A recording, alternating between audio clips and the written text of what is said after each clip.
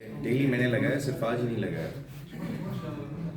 Okay, so ideal fluid जो है कौन सा फ्लूइड है? ऐसा फ्लूइड जो कि नॉन विस्कस है और इनकम्प्रेसिबल है। ठीक है, नॉन विस्कस होने का क्या मतलब है कि उसकी विस्कोसिटी जीरो होगी, तो drag force is equal to 6 pi eta R V, उसमें विस्कोसिटी मौजूद है कि नहीं? Yes sir. अब यहाँ पर ड्रैग फोर्स विस्कोसिटी के जीरो होने की वजह से जीरो हो गई है। ठीक है, फ्लूइड इनकम्प्रेसिबल है मतलब उसकी डेंसिटी क्या रहेगी? तो ये उसकी वेरियस प्रॉपर्टीज हैं कि ये नॉन विस्कस है मतलब इसकी विस्कोसिटी जीरो है, इनकम्प्रेसिबल है मतलब डेंसिटी कांस्टेंट है, स्टेडी है मतलब लैमिनर फ्लो। ठीक है, नॉन नॉइजी होगा, इररोटेशनल है मतलब कि इसके पार्टिकल्स के पास या मॉलिक्यूल्स के पास एक ही वेलोसिटी है। वो कौन सी? लीनियर वेलोसिटी है। ये मॉलिक्यूल्स एक दूसरे के अबाउट रोटेट नहीं कर रहे। ठीक है, और टेम्परेचर कांस्टेंट है। तो टेम्परेचर क्यों कांस्टेंट है? टेम्परेचर इस वजह से कांस्टेंट है कि विस्कोसिटी नहीं है। ठीक है, अगर विस्कोसिटी होती तो फिर काइनेटिक एनर्जी का कुछ हिस्सा हीट में कन्वर्ट हो जाता, इस विस्कोसिटी के अगेंस्ट वर्क डन करते हुए। समझ आ गई बात? अच्छा, कंसीडरिंग दिस आइडियल फ्लूइड, अब हम कुछ लॉज की तरफ चलेंगे। जैसे फ्लूइड फ्लो किन लॉज को फॉलो करता है, तो वो लॉज हमें मिल जाते हैं इक्वेशन ऑफ कंटिन्यूटी से और बर्नौली इक्वेशन से। लेकिन उससे पहले, जैसे कि मैंने आप लोगों को लेक्चर में थोड़ी सी डिस्क्रिप्शन दी, वो क्या थी? Energies in a fluid.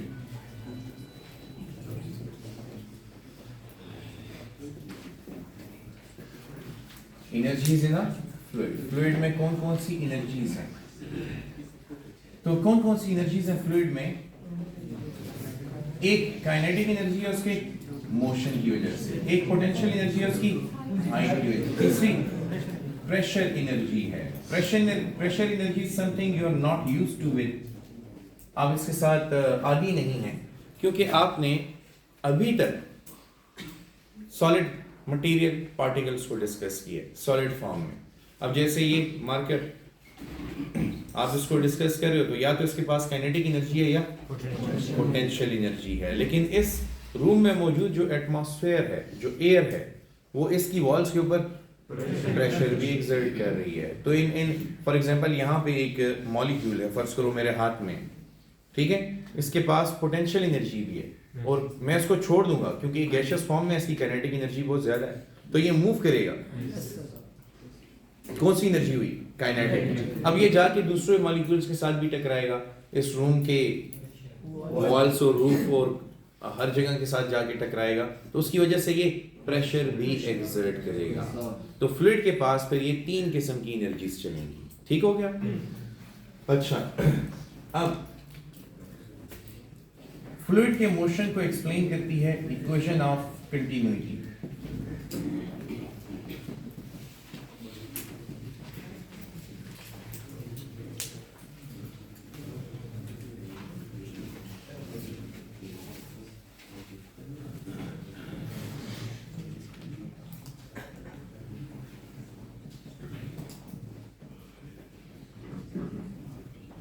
Equation of continuity की डिस्क्रिप्शन बहुत ज्यादा आसान है, बहुत ज्यादा आसान। फर्स्ट करो, आपके पास एक क्लोज पाइप है जिसका area of cross section non uniform. You have a close pipe which have a non uniform area of cross section.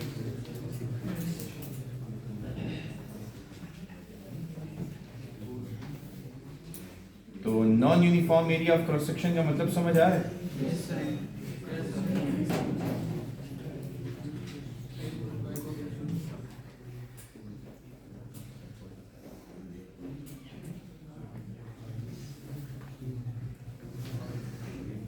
ठीक है, यहां पर एरिया कम है और यहां पे एरिया। अच्छा, अब मैंने कंसीडर किया एक कंटिन्यूअस पाइप, यानी ये पाइप इधर भी एक्सटेंड हुआ है, ये पाइप उधर भी एक्सटेंड हुआ है, ये ओपन एंड्स नहीं है। रिमेंबर, ये पाइप के ओपन एंड्स नहीं है, ये कंटिन्यूअस पाइप है जो इधर भी एक्सटेंड हुआ है, पीछे से चला आ रहा है, उधर भी एक्सटेंड हुआ है, आगे तक जा रहा है। मैं इसके उस एरिया को कंसीडर, उस रीजन को कंसीडर कर रहा हूं जहां पर area of cross section non uniform है। तो इस रीजन में एरिया है, इस रीजन में A1। मैं जरा इस रीजन को थोड़ा सा हाईलाइट करना चाहता हूँ। इस रीजन का एरिया है A1 और इस रीजन का एरिया है A2।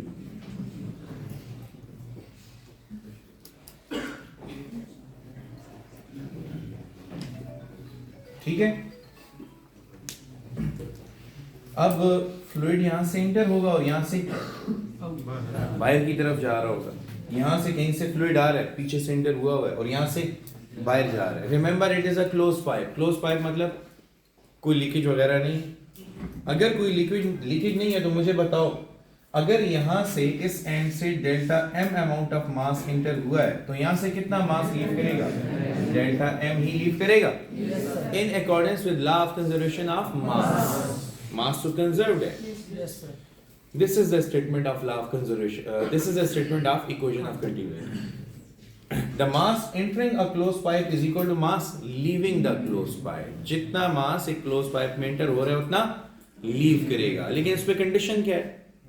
इस पे कंडीशन ये है कि ये पाइप आपके घर के अंदर लगा होना चाहिए, क्योंकि बाहर जो सरकारी पाइप टूटे होते हैं वो तो हमारे घर के अंदर वाले पाइप नहीं है ना, बहता रहे उनमें से पानी। हमें क्या समझ आई कि नहीं आई? तो घर के बाहर वाले पाइप पे इक्वेशन ऑफ कंटिन्यूटी एप्लीकेबल नहीं। हाँ, ये एग्जाम में जरूर मेंशन करना, क्योंकि आप सबके घरों के बाहर ऐसा हो सकता है। हम देखते हैं अक्सर कि हमारे घर के बाहर जो पाइप्स होते हैं वो उनमें लीकेज भी आ जाए तो हम परवाह नहीं करते। कहीं जाके कराची वालों से पूछो, सिंध वालों से पूछो, शहरों में रहने वालों से पूछो कि इस पानी की क्या कदर है।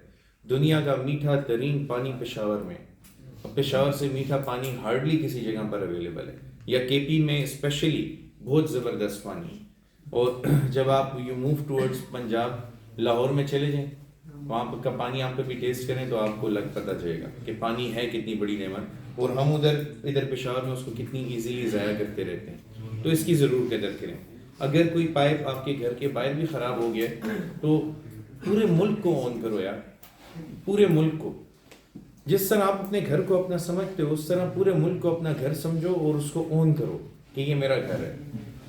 तो घर के बाहर भी अगर कहीं पे आपकी दस्तरस में है कोई ख़राबी पैदा हो गई है तो सब मोहल्ले वालों को, सब इलाके वालों को उसके ऊपर गैदर करो कि यार मैं ठीक करवाना चाहता हूँ, चलो लोगों को मैं ले आऊँगा, सुपरविजन मैं कर लूँगा, लेकिन पैसे सारे मिल के लगा लेंगे।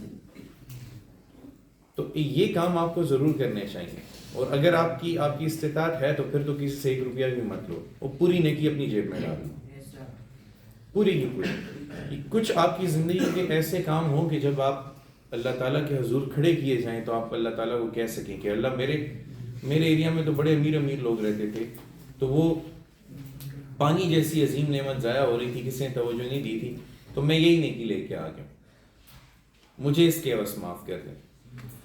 एक छोटा सा वाक़या आपको नरेट करता हूँ इससे मैं।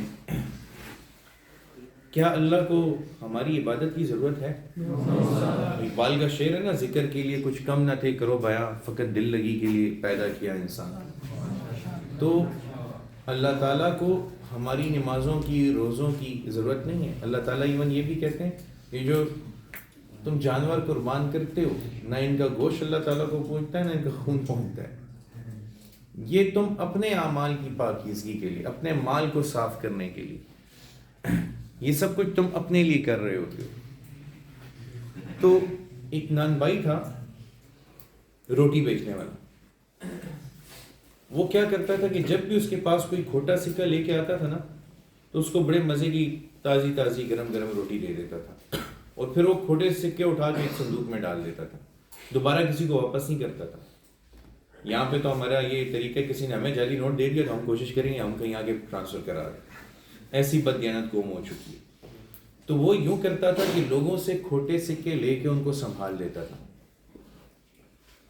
एक दिन उससे किसी ने पूछा, यार ये तुम क्या करते हो बेवकूफ़ हो, लोग तुम्हें खोटे सिक्के देते हैं और तुम ताज़ी ताज़ी गरम नरम रोटी उसको पकड़ा देते हो।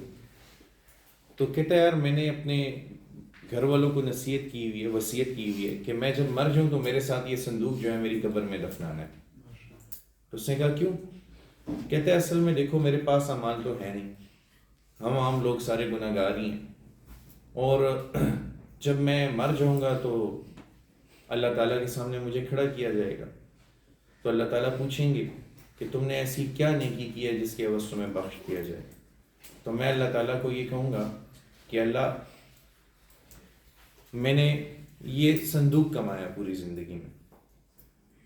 फिर अल्लाह पूछेंगे, अल्लाह को सब कुछ पता है, लेकिन अल्लाह बंदों से दिल लगी के लिए फिर भी सवाल करते हैं कि इस संदूक में क्या है। तो वो शख्स कहेगा कि अल्लाह, इस संदूक में वो खोटे सिक्के हैं जो आपके बंदे मुझे दिया करते थे, लेकिन मैं बदले में ताज़ी ताज़ी रोटी दिया करता था, गरम गरम नरम नरम रोटी उनको देता था। तो अल्लाह, मेरा अमाल भी बिल्कुल खोटे सिक्कों की तरह है। मैंने आपके बंदों के साथ रहम का मामला किया है, तो आप तो अरहमर राहिमीन हैं, आप तो सबसे ज़्यादा रहम करने वाले हैं। तो आप मेरे ये अमाल जो खोटे सिक्कों की तरह हैं, आप कबूल कर लें, क्योंकि मैंने आपके बंदों के खोटे सिक्के कबूल किए। तो मैंने उनके साथ रहम का मामला किया। आप अरहमर राहिमीन हैं, आपसे बड़ा रहम करने वाला कोई है नहीं। आप मेरे साथ रहम का मामला करें, आप मुझे बख्श दें। तो अब ये क्या कर रहा है? ये बहाना लेके जा रहा है, अपने साथ एक बहाना लेके जा रहा है। तो अल्लाह ताला को भी तो यही चाहिए, एक बहाना। वो शैतान ने कहा ना, या अल्लाह, मुझे आपकी इज़्ज़त की कसम, कसम भी वो उठा रहा है जो तोड़ ही ना सके। या अल्लाह, मुझे आपकी इज़्ज़त की कसम, ये आदम और इब्ने आदम, इनको मैं गुमराह करके छोड़ूंगा, और कोई कोई होगा जो आप तक पहुंच पाएगा। तो अल्लाह ताला ने कहा, मुझे भी मेरी इज़्ज़त की कसम, जब जब मुझसे माफ़ी मांगेंगे मैं माफ़ किया करूँगा। सुभान अल्लाह। ऐसी ऐसी मोहब्बत अल्लाह ताला की। तो बस एक बहाना लेके जाना है, कोई एक बहाना साथ लेके जाना है कि अल्लाह, बस ये एक नेकी है मेरे पास, तो अगर इसके अवस बख्शिश हो जाए। तो अल्लाह ताला ने तो खुद कसम उठाई हुई है, वो तो अपने बंदों को माफ़ करने का बहाना ही ढूंढ रहा होता है।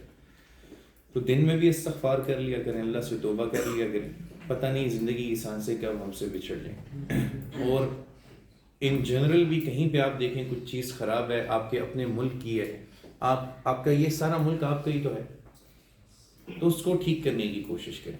You got my point? Okay, चलो। तो इक्वेशन ऑफ कंटिन्यूटी की स्टेटमेंट समझ आ गई। जितना मास इस क्लोज पाइप में एंटर होगा उतना ही लीव करेगा। तो ये इसकी पहली स्टेटमेंट है। The mass entering a close pipe is equal to the mass leaving a closed pipe. अच्छा, इसकी एक और स्टेटमेंट भी है जो लेटर ऑन अब हम प्रूफ करेंगे डेरिवेशन में। इस रीजन में आप देख रहे हैं कि एरिया कम है, और यहाँ पर फ्लूइड भी फ्लो कर रहा है। ये फ्लूइड का एक सेक्शन में ड्रॉ कर दे। वैसे तो फ्लूइड हर जगह पर मौजूद है, रिमेंबर कंटिन्यूअस फ्लो हो रहा है फ्लूइड का, लेकिन यहाँ पे मैं एक सेक्शन ड्रॉ कर रहा हूँ जो मेरी ऑब्जर्वेशन में, और उसके मास को मैं डेल्टा m1 कह रहा हूँ।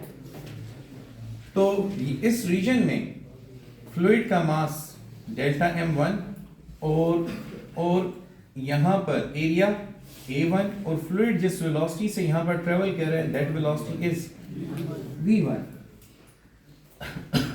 अब यहाँ पे ये फ्लूइड पहुंचेगा, ठीक है, जरा गौर करना। अच्छा, यहाँ पे फ्लूइड की लेंथ ज्यादा थी, उस लेंथ को डेल्टा x1 कह दो, और एरिया कम था। यहाँ पे लेंथ कम हो गई है और एरिया ज्यादा हो चुका है, और यहाँ पे फ्लूइड जिस वेलोसिटी के साथ ट्रेवल कर रहा है उसको v2 का नाम दे देंगे। समझ आई बात? अब बताओ कि वेलोसिटी कहाँ पे ज्यादा होगी फ्लूइड की? जहाँ पे एरिया कम है। ये मैंने आप लोगों को बताया था कि अगर आप एक गार्डन होस पाइप ले लो ना, गार्डन पाइप जो प्लांट्स को वाटरिंग के लिए इस्तेमाल कर, उसकी टिप को दबाओ तो एरिया कम करने से वेलोसिटी ज्यादा हो जाती है, यानी एक चीज कम हो रही है तो दूसरी। तो इक्वेशन ऑफ कंटिन्यूटी की दूसरी स्टेटमेंट ये है कि the product of area of the closed pipe and velocity in that section remains constant, यानी जहां पे एरिया ज्यादा होगा वहां पे वेलोसिटी कम होगी, और जहां पे एरिया कम होगा वहां पे वेलोसिटी। ये दो स्टेटमेंट्स हैं इक्वेशन ऑफ कंटिन्यूटी, ये पहली और ये दूसरी। इसको आप फिर लिख सकते हैं। इसकी मैं आपको एक एग्जांपल भी देता हूँ डेली लाइफ में। अच्छा, फर्ज करो ये एक वाटर टैप है, और ये आपने ऑब्जर्व भी किया होगा,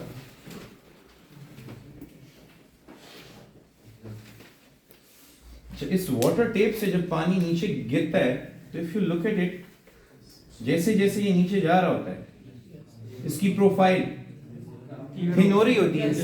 क्यों? ऑब्जर्वेशन यही है, जैसे जैसे वो नीचे जाएगा the loss in potential is equal to gain in kinetic, उसकी वेलोसिटी बढ़ेगी। अब प्रोडक्ट को कांस्टेंट रखने के लिए यहाँ पर एरिया वेलोसिटी, तो प्रोडक्ट को कांस्टेंट रखने के लिए नीचे जाते हुए एरिया कम होगा तो वेलोसिटी ज्यादा हो जाएगी। समझ आई बात?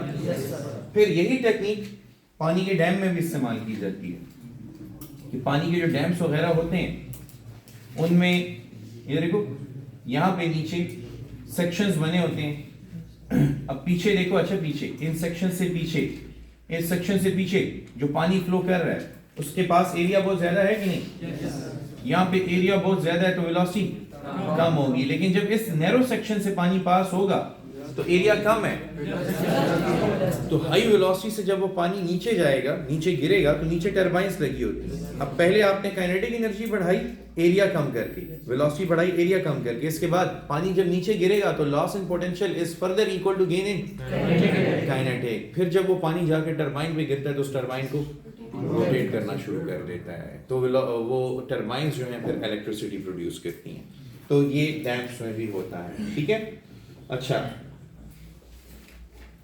अब हमने ये सेकंड स्टेटमेंट प्रूफ करनी है कि जहां पर एरिया ज्यादा होगा वहां पे वेलोसिटी एंड वाइस वर्सा, ये हमने प्रूफ करनी है। फिर फर्दर ये भी फाइंड करना है कि ये कांस्टेंट क्या कहलाता है, इस कांस्टेंट का क्या नाम है। तो अब हमारे दो टारगेट्स हैं, A V is equal to constant proof करें और फिर ये फाइंड आउट करें कि इस कांस्टेंट का क्या नाम है, ठीक है। So we start with the lower section of the pipe या lower end of the pipe, ठीक है। इस पाइप के लोअर एंड से स्टार्ट करें और इसकी डेरिवेशन बहुत ही आसान और बहुत ही इंपॉर्टेंट है, अच्छा पेपर पॉइंट ऑफ व्यू से। लोअर एंड से जब हम स्टार्ट करेंगे तो remember the formula S is equal to VT। तो अब यहाँ पे बताओ फ्लूइड ने कितना डिस्टेंस कवर किया? डेल x1, कितनी वेलोसिटी के साथ? v, कितने टाइम में? डेल्टा t टाइम में, ठीक है। अच्छा, फिर हम फाइंड करना चाहते हैं कि कितना वॉल्यूम है इस सेक्शन ऑफ फ्लूइड का। तो वॉल्यूम किसके बराबर होता है?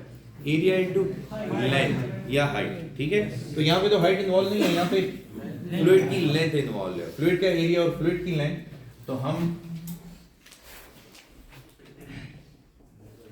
इसे इक्वेशन नंबर 1 का नाम देंगे और फिर volume delta V, capital V इस्तेमाल करें, वेलोसिटी के लिए स्मॉल v होता है, that is equal to area delta V1 is equal to area A1 into delta x1।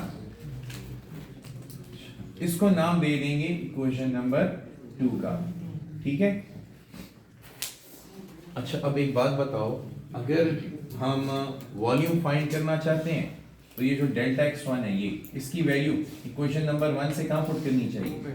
2 में। तो put 1 in 2, we get delta V1 equal to A1 V1 delta t, ठीक है। अच्छा, ये हो गई आपके पास इक्वेशन नंबर 3, ठीक है। अच्छा, वॉल्यूम पता हो तो हम मास फाइंड कर सकते हैं। Density is equal to mass per unit volume, ठीक है। अच्छा, एक बात पूछता हूँ, बताओ फ्लूइड की डेंसिटी इस लोअर सेक्शन में ज्यादा होगी या इस वाई? आइडियल फ्लूइड है, आइडियल फ्लूइड इनकम्प्रेसिबल है। तो देखो ये कंप्रेस्ड रीजन से एक ऐसे रीजन में जा रहे हैं जहां पे एरिया, तो इसीलिए इसकी डेंसिटी चेंज नहीं होगी क्योंकि ये कौन सा फ्लूइड है? आइडियल फ्लूइड है। तो डेंसिटी रिमेन्स कांस्टेंट। तो मैं ऐसा करता हूं कि मैं यहाँ पे density is equal to mass per unit volume से इक्वेशन बना देता हूं आपको वॉल्यूम की। तो volume is equal to mass per unit density, ऐसे आएगा। इसका मतलब इस वॉल्यूम वाली इक्वेशन को किस पे अच्छा तो मास फाइंड करना है ना।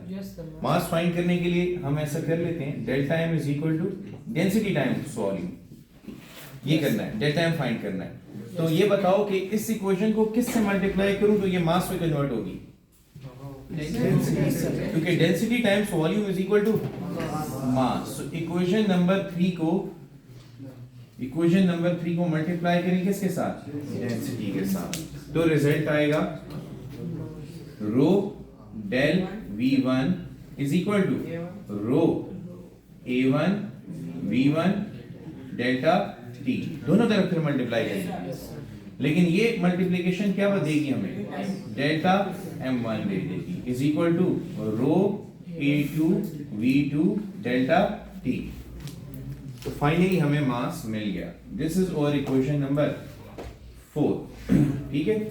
अच्छा लुक एट इट, ये फ्लूइड मोशन में था है ना, इससे कुछ डिस्टेंस कवर किया, s is equal to vt। यहाँ पे s की वैल्यू क्या थी, delta x1 equal to the length of the fluid. ठीक है। और velocity v1 time delta t। हमें डिस्टेंस मिल गया। डिस्टेंस को किससे मल्टीप्लाई करेंगे, एरिया के साथ। डिस्टेंस को किससे मल्टीप्लाई करेंगे, एरिया के साथ। तो क्या मिलेगा, वॉल्यूम। वॉल्यूम मिल गया a1 डेल्टा x1, लेकिन डेल्टा x1 की क्या वैल्यू है, v1 डेल्टा t। तो ये हो गया v1 डेल्टा t। अब वॉल्यूम को किससे मल्टीप्लाई करें, डेंसिटी के साथ। वॉल्यूम को डेंसिटी के साथ मल्टीप्लाई करें तो क्या मिलेगा, मास मिल जाएगा। तो अब बताओ ये कौन सा मास है, it is a mass entering the close pipe. ये वो मास है जो क्लोज पाइप में एंटर हो रहा है। ये हमने अब कैलकुलेट कर लिया हुआ है। ठीक है।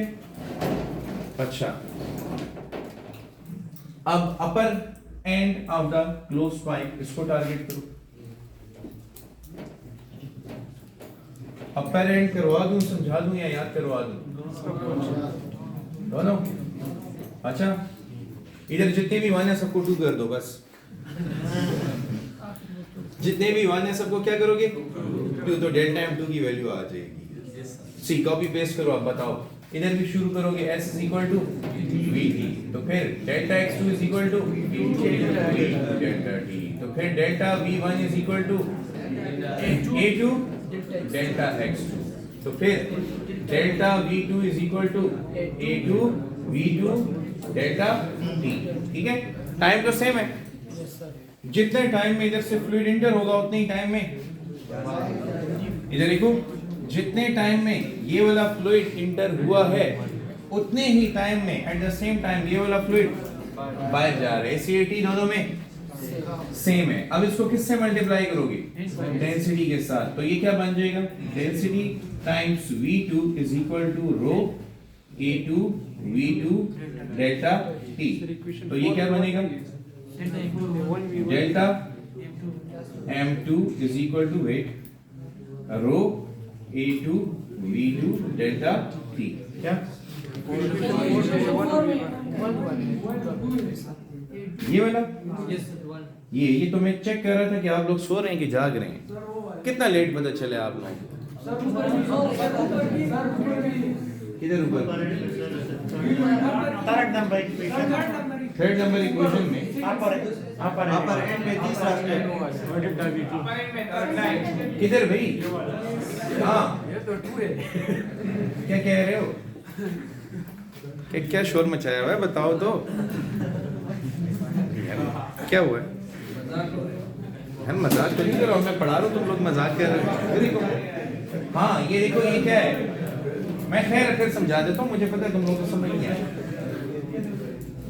S is equal to VT के मुताबिक ये कौन सी इक्वेशन हुई, नहीं इधर देखो 5 तक हम आ चुके हैं, दिस इक्वेशन 5, ये कौन सी इक्वेशन है 6, ये 6 बन जाएगी। फिर क्या करोगे बोलो, पुट 5 in 6, तो फिर ये इक्वेशन 7 है। ठीक है, तो 7 को किससे मल्टीप्लाई करोगे, डेंसिटी के साथ। तो फिर आपको ये वाली इक्वेशन मिलेगी, लेकिन ये किसके बराबर है, डेल्टा m2 के बराबर है। समझ आई कि नहीं आई? तो ये देखो यहाँ पे a1 v1 है, तो यहाँ पे a2 v2 है। आप वैसे ही शोर मचा रहे थे कि ये a2 और v2 है, बेटा ये क्या है? A1 और ये समझ आई ना? मुझे लगता है तुम लोग को आज सर्दी बड़ी ज्यादा लग रही है। तो ज़रा करो यार। हाँ ये क्वेश्चन नंबर 8। हाँ धुंध, फॉग, ठीक है, ओके। अब law of conservation of mass के मुताबिक जितना मास इंटर हुए उतना लीव भी करेगा। तो delta m1 is equal to, कुछ मुश्किल तो नहीं है जी बेटा। डेल्टा टी असल में देखो आप ऐसे समझो ना कि ये होस पाइप है, ठीक है, इधर से जितना मास जितने टाइम में इंटर हो रहा है उतना यहाँ से उसी टाइम पे निकलेगा। नहीं इस टर्म्स में तो ना सोचें ना आप, ये पुश कर रहे हैं ना, यहाँ पे तो सारा मास, दरमियान में भी तो सारा मास अवेलेबल है कि नहीं? तो आप ये भूल गए हो कि इसके दरमियान कोई मास नहीं है। जिस टाइम पर ये इंटर होगा उस टाइम पर ये लीव भी करेगा। ठीक है कि यहाँ पे वेलोसिटी कम होगी, लेकिन यहाँ पे देखो डिस्टेंस भी तो कम कवर करना है, समझ आएगी नहीं? तो इसीलिए रेट सेम रहेगा, टाइम रेट सेम रहेगा। अगर यहाँ पे वेलोसिटी ज्यादा है तो डिस्टेंस भी ज्यादा कवर करना है, और यहाँ पे वेलोसिटी कम है तो डिस्टेंस भी कम कवर करना है। If you look at it, जो फार्मूला है S is equal to VT, उसके मुताबिक S by V is equal to T, तो रेशियो रिमेन्स कांस्टेंट। अब देखो ना जब ज्यादा बारिश होता है तो ज्यादा पानी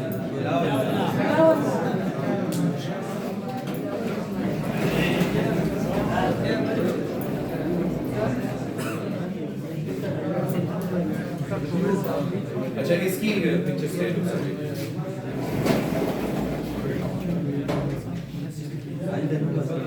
इधर से लो स्टार्ट किए।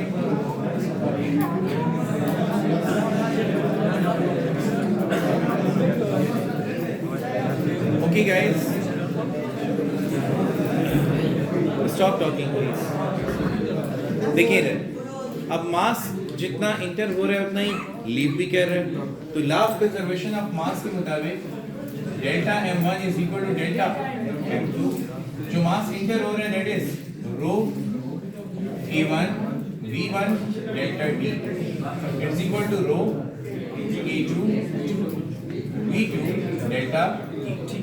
अब देखो same terms will cancel out, वो सेम टर्म्स कौन कौन सी? डेंसिटी के साथ, टाइम के साथ। तो आपके पास बचेगा the product a1 v1 is equal to a2 v2, ठीक है? तो इसका मतलब the product ab remains constant। तो हमारा पहला टारगेट कंप्लीट होता है, जो हमने कहा था कि हम ये प्रूव करेंगे कि इन दोनों का प्रोडक्ट कांस्टेंट है, द प्रोडक्ट रिमेन्स कांस्टेंट, ठीक है? अब एक दो चीजें इसमें न्यूमेरिकल या एमसीक्यू पॉइंट ऑफ व्यू से देख लेते हैं कि इसके ऊपर हमें किस किस्म की न्यूमेरिकल प्रॉब्लम्स जो हैं वो दी गई हैं टेक्स्ट बुक में। देखें ये जो पाइप था ये तो सिलेंड्रिकल शेप में था ना, जितने भी पाइप्स होते हैं यूं सिलेंडर की शेप में होते हैं। सिलेंडर के एरिया का formula pi R square, cylinder या सर्कल दोनों के एरिया का फार्मूला सेम होता है, it is pi R square. तो हम यहाँ पर इस इक्वेशन को यूज करते हैं और यहाँ से हम एक रेशो बना लेते हैं। वो ratio v1 by v2 is equal to a2 by a1 होगी, ठीक है ना? अब क्योंकि हम जानते हैं कि एरिया का फॉर्मूला है पाई आर स्क्वायर, तो हम यहाँ पे इन दोनों एरियाज के लिए वैल्यू सब्स्टिट्यूट करेंगे। तो वैल्यू है v1 by v2 is equal to pi r2 square upon pi r1 square, ठीक है? पाई और पाई कैंसिल होंगे और आपको फाइनल इक्वेशन मिलेगी v1 by v2 is equal to r2 by r1 whole square कह सकते हैं। ओके इसको आप इधर देखो, अगर आपको r2 v1 और v2 दे दें तो r1 निकाल लोगे? अच्छा अगर आपको r1 v1 और v2 दे दें तो r2 निकाल लोगे? या आपको r2 r1 और v1 दे दें तो v2? इस किस्म के 3 क्वेश्चंस हैं आपके पास, उनमें से 2 क्वेश्चंस जो हैं वो डायमीटर पे आए हैं। डायमीटर और रेडियस में क्या रिलेशन है? R is equal to D by 2. The radius is half of diameter. Yes, sir. अगर ये वैल्यू इस इक्वेशन में पुट की जाए तो V1 by V2 is equal to R2 का मतलब D2 by 2 और R1 का मतलब D1 by 2 होल स्क्वायर. ये square 2 cancel. V1 by V2 is equal to D2 by D1 whole square. ये आपके पास वेलोसिटीज की रेशो है in terms of ratio of diameters. ठीक है. अच्छा, इस पे जरा एक क्वेश्चन देखिएगा.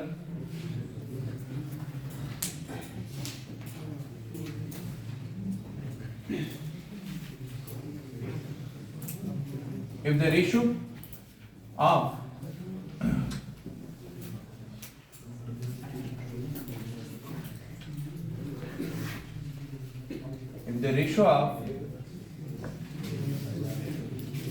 velocities in a closed pipe of non-uniform area of cross section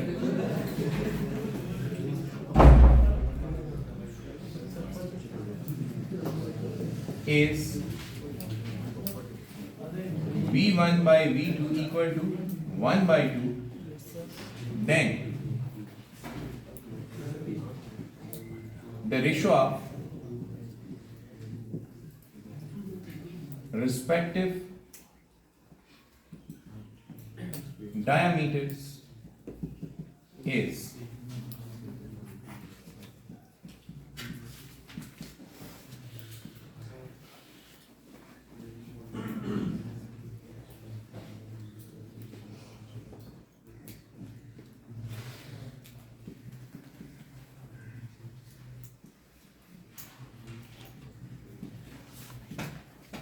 चलें सॉल्व करें इसे.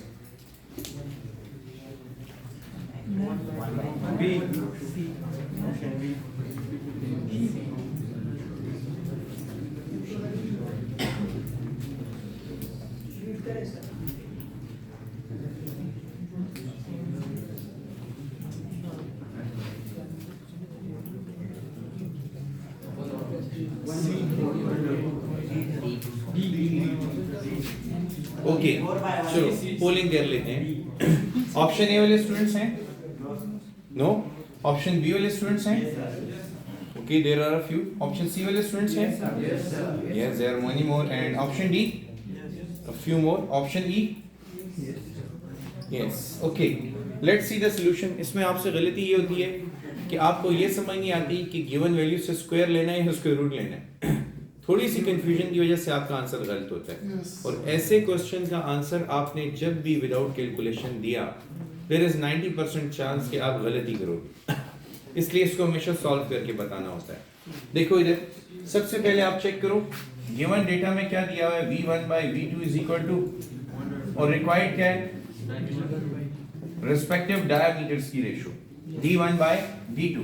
अब हम जानते हैं कि V1 by V2 is equal to here D2 by D1 whole square. तो D2 by D1 whole square. अब V1 by V2 की क्या वैल्यू है? 1/2. तो ये आएगा 1/2 is equal to D2 by D1 whole square. अब इस स्क्वायर को कैंसिल करने के लिए क्या लेना पड़ेगा? स्क्वायर रूट दोनों तरफ लेना पड़ेगा. तो ये स्क्वायर और स्क्वायर रूट कैंसिल होंगे. 1 का स्क्वायर रूट तो 1 है और 2 का स्क्वायर रूट हम स्क्वायर रूट 2 लिख देंगे. रिजल्ट आ जाएगा D2 by, लेकिन यहाँ पे बात खत्म नहीं हुई क्योंकि ये D2 by D1 respective diameters के लिए D1 by D2 की वैल्यू निकालेंगे. तो इसका मतलब कि D1 by D2 is equal to square root 2, which is option A. Very few students opted. I think there was no one for option A. Yes, sir. Yes. Option A के लिए किसी ने भी नहीं बताया था मुझे. All of you went for all these 4 options. तो इसलिए मैं आपको कह रहा था जिन इक्वेशंस में स्क्वायर इन्वॉल्व हुआ, जैसे कि ये वाली, एक तरफ सिंपल रेशो और दूसरी तरफ स्क्वायर की रेशो, उनमें गलती की गुंजाइश बहुत ज्यादा होती है. इसका पहला वर्जन इस किस्म के क्वेश्चंस का है जिसमें A1 by A2 is equal to B1 by B2 whole square direct ratio हो. यहाँ पे तो रेशो इनवर्स में है ना, Yes, sir. तो ये उससे ज्यादा खतरनाक हो जाते हैं. क्योंकि ना सिर्फ स्क्वायर और स्क्वायर रूट का प्रॉब्लम आता है बल्कि आखिर में रेशो को भी रिवर्स करना होता है। याद रहेगा? ओके, अब आते हैं जरा कांस्टेंट की तरफ कि ये कांस्टेंट क्या कहलाता है। इस कांस्टेंट का हमें नहीं पता, तो हम फाइंड करते हैं इस कांस्टेंट की वैल्यू। देखें, the product A V is equal to constant where what is V? V क्या है? Velocity. Velocity is the distance covered per unit time. Put कर दें, it is A delta X divided by delta T which is equal to a constant. अच्छा, अब ये area और ये length है, बताओ क्या देगा? वॉल्यूम। तो volume delta V divided by delta T is equal to constant. अच्छा, ये अब क्या है? Basically rate of flow of volume flow rate. In short it is called as volume flow rate. तो ये कांस्टेंट, ये ए वी क्या था और उस कांस्टेंट का क्या नाम आया? वॉल्यूम फ्लो रेट, यानी कितना वॉल्यूम पर यूनिट टाइम फ्लो कर रहा है। तो जितना भी वॉल्यूम पर यूनिट टाइम फ्लो कर रहा हो, the volume flow rate remains constant. समझ आई? Yes sir. तो यहाँ पे हम हेडिंग दे देते हैं वॉल्यूम फ्लो रेट की।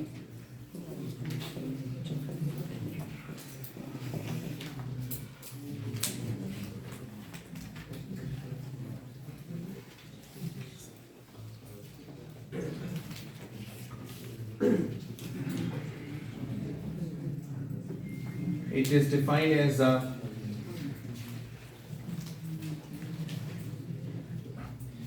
volume of the fluid flowing per unit time. The volume of the fluid flowing per unit time is called as volume flow rate. तो हमने यहाँ पे उसको एक्सप्लेन कर दिया और मैथमेटिकली हमने चेक कर लिया कि ये कांस्टेंट जो है ये बेसिकली क्या है? Volume flow rate. Volume flow rate से हम एक और इम्पोर्टेंट पैरामीटर है जिसको मास फ्लो रेट कहते हैं, वो भी डिराइव कर सकते हैं।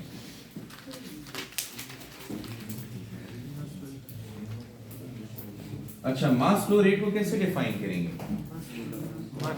कॉपी करें, mass of fluid flowing per unit time. तो यहां पे लिख देंगे mass of fluid flowing per unit time is called mass flow rate. Mass flow rate को आप इजीली डिराइव कर सकते हो वॉल्यूम फ्लो रेट से, क्योंकि मास और वॉल्यूम में रिलेशनशिप है ना। If you remember, mass is equal to density times volume. ऐसा करते हैं, we'll start with the same। ये रहा हमारा delta M. Delta M is equal to density times volume, ठीक है। तो अब अगर मैं दोनों तरफ डेल्टा टी पे डिवाइड करूं तो क्या रिजल्ट आएगा? Mass flow rate is equal to density times volume flow rate.